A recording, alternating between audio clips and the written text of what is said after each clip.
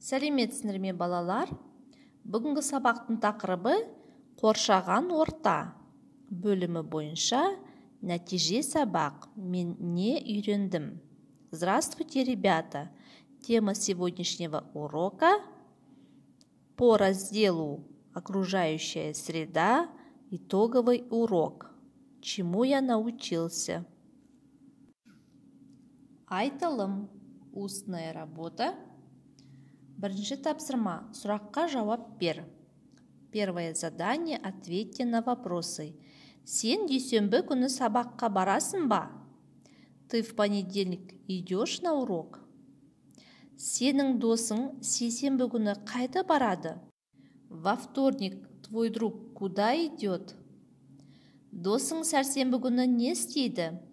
Что твой друг делает в среду? Сен бейсенбі күні бассейнге барасың ба?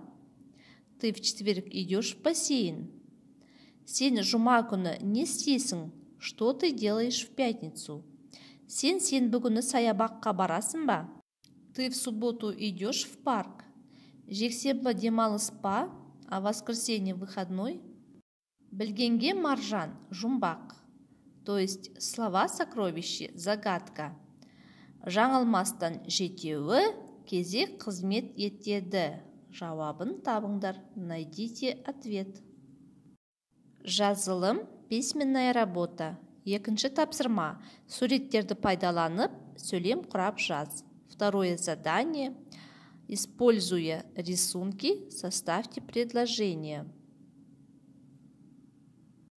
Айтылым, устная работа. Үшінші тапсырма. Досыңнан сенбі және жексенбі күні не істейтінін сұра.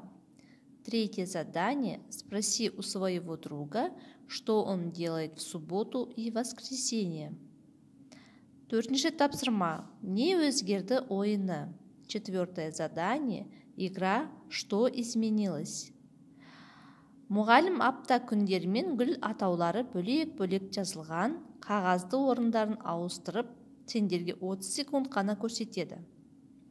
Сендер олардың қалай тұрғанын естеріне сақтап, айтуларың керек.